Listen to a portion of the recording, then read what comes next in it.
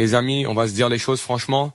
Oui, la Côte d'Ivoire a gagné 2-0. Oui, la qualification est là. Oui, c'est historique parce que les éléphants atteignent pour la première fois de leur histoire la phase à élimination directe d'une Coupe du Monde. Rien que pour ça, il faut féliciter le groupe et le staff d'Emers Faé. Mais si on s'arrête uniquement au score, on passe complètement à côté de ce que ce match nous raconte. Et moi, ce qui m'intéresse, c'est pas seulement le résultat. Ce qui m'intéresse, c'est le processus. C'est la cohérence. C'est la manière dont cette équipe construit son football avant d'affronter un adversaire d'un tout autre niveau. Parce que soyons honnêtes, face à Curaçao, une équipe courageuse mais largement inférieure sur le papier, j'attendais une domination beaucoup plus nette. Point une domination dans les intentions, une domination dans les déplacements, une domination dans les transitions et surtout une domination dans les détails. Or, pendant une bonne partie du match, j'ai trouvé une Côte d'Ivoire parfois trop confortable, comme si le premier but très rapide avait anesthésié l'équipe.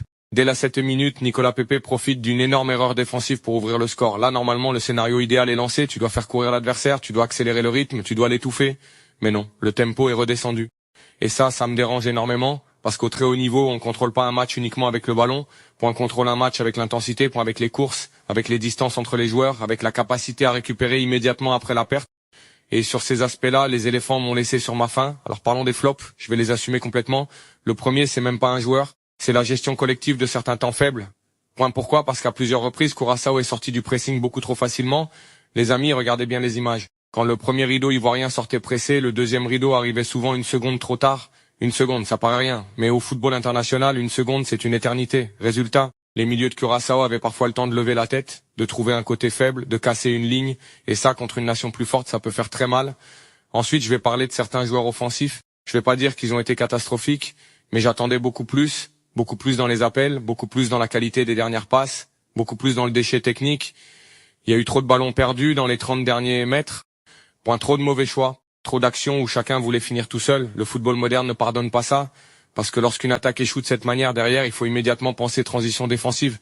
Et c'est justement là que les problèmes commencent. Autre point qui m'a interpellé, les duels. Oui, la Côte d'Ivoire en a gagné beaucoup, mais certains ont été abordés avec un manque d'agressivité assez surprenant. On voyait parfois un joueur ivoirien arriver en retard, ne pas fermer complètement son angle, laisser l'adversaire respirer. Ce sont des petits détails. Mais les grandes équipes vivent justement grâce à ces détails. Moi, je veux voir une équipe qui étouffe son adversaire, qui ne lui laisse jamais croire qu'il peut revenir. Et aujourd'hui, Curaçao a parfois eu cette impression, même si elle ne s'est pas procuré énormément d'occasions franches. Il faut aussi parler de la circulation du ballon. Par moments, elle était beaucoup trop lente. Les centraux échangeaient, le milieu redescendait, on repartait de derrière, très bien. Mais où étaient les courses dans le dos, où étaient les décrochages coordonnés, où étaient les permutations ?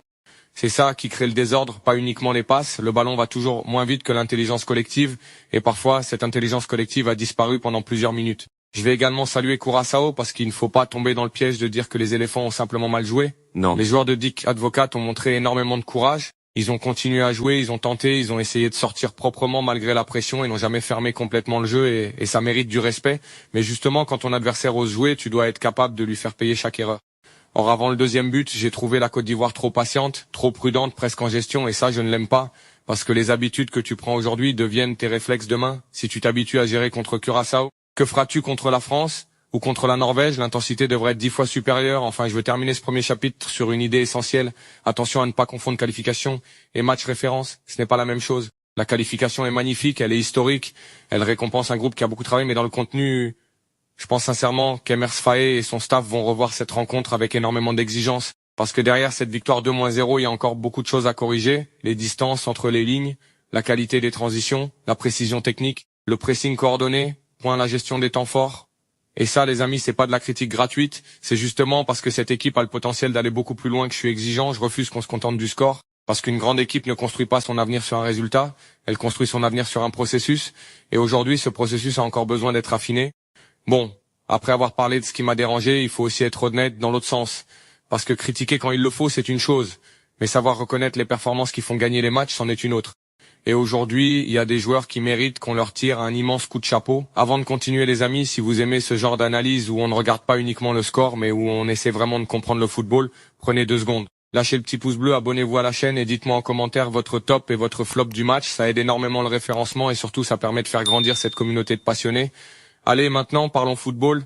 Et le premier nom qui s'impose, c'est Nicolas Pepe. Franchement, quel retour, je l'assume complètement. Il est le grand homme de cette qualification, 2 buts, 2 gestes, de véritable attaquant, 2 moments où il fait exactement ce qu'on attend d'un joueur d'expérience, être décisif lorsque son équipe en a besoin. Le premier but, regardez bien, c'est pas seulement une finition, c'est de l'anticipation. Pepe lit l'action avant tout le monde, il attaque la bonne zone, Il sent que Yann Diomandé va récupérer ce ballon après l'erreur défensive de Curaçao. Et quand le centre arrive, il n'hésite pas une seule seconde.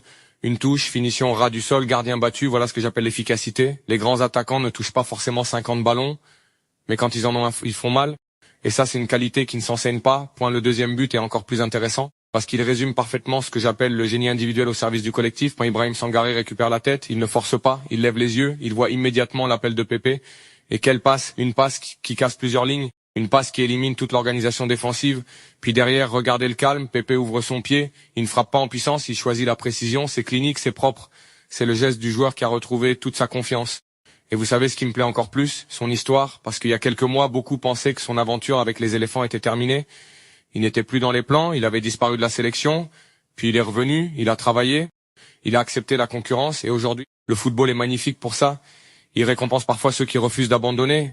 Mais attention, je veux pas qu'on résume ce match uniquement au doublé de Pépé, parce qu'il y a un autre joueur qui m'a énormément plu, Ibrahim Sangaré.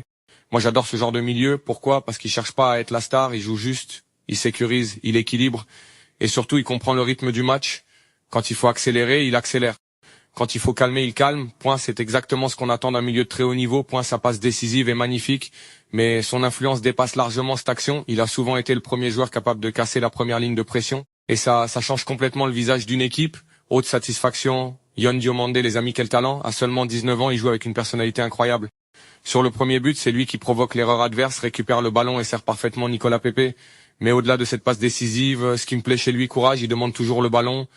Même après avoir perdu un duel, même après un mauvais contrôle, il continue, il provoque, il élimine, il ose. Et le football moderne appartient justement à ces joueurs capables de créer du déséquilibre. Plusieurs observateurs ont d'ailleurs souligné son activité constante et sa capacité à créer des différences dans ce tournoi. Je vais également parler d'un homme dont on parle souvent moins, Yaya Fofana, parce que oui, la Côte d'Ivoire n'a pas concédé énormément d'occasions, mais celles qu'elle a concédées, il fallait les gérer. Et un gardien qui reste concentré pendant 90 minutes alors qu'il touche peu de ballons, c'est beaucoup plus difficile qu'on l'imagine. À plusieurs reprises, il rassure sa défense, il est propre dans ses sorties, il est calme dans son jeu au pied, il ne donne jamais le sentiment de paniquer. Et cette sérénité se transmet à toute la ligne défensive. Ensuite, je veux aussi saluer Emers Faé. Oui, je l'ai critiqué sur certains aspects du contenu, mais il faut aussi reconnaître son mérite parce qu'il a réussi à construire un groupe, un vrai. Quand on voit les célébrations après le deuxième but, quand on voit les joueurs courir vers le banc, on comprend qu'il existe une vraie unité. Et ça, dans une Coupe du Monde, c'est parfois aussi important que la qualité technique. Ce qui me donne surtout de l'espoir, c'est que cette équipe n'a probablement pas encore montré son meilleur visage. Imaginez un instant, si les automatismes offensifs continuent de progresser, si les transitions deviennent plus rapides, si le pressing est encore mieux coordonné, alors cette Côte d'Ivoire peut devenir une équipe très compliquée à affronter parce qu'elle possède des profils capables de faire basculer un match sur une seule action. Pépé l'a démontré, Diomandé l'a démontré, Sangaré l'a démontré, et c'est exactement ce qui fait la différence dans les grandes compétitions. Mais attention, il faudra surtout pas tomber dans l'euphorie. Le doublé de Nicolas Pépé ne doit pas masquer les axes de progression. Point, en revanche, il envoie un message très fort. La Côte d'Ivoire possède des joueurs capables de répondre présents dans les grands rendez-vous. Et quand un joueur d'expérience retrouve ce niveau de confiance au moment où commence la phase à élimination directe, croyez-moi, ça change complètement les ambitions d'une sélection. Les amis, ce soir, mon top numéro 1 est sans aucune hésitation Nicolas Pépé. Il a porté cette équipe, il a assumé ses responsabilités et il a rappelé à tout le monde qu'au très haut niveau, le talent ne disparaît jamais vraiment. Parfois, il attend simplement le bon moment pour réapparaître et ce moment, c'était le sien.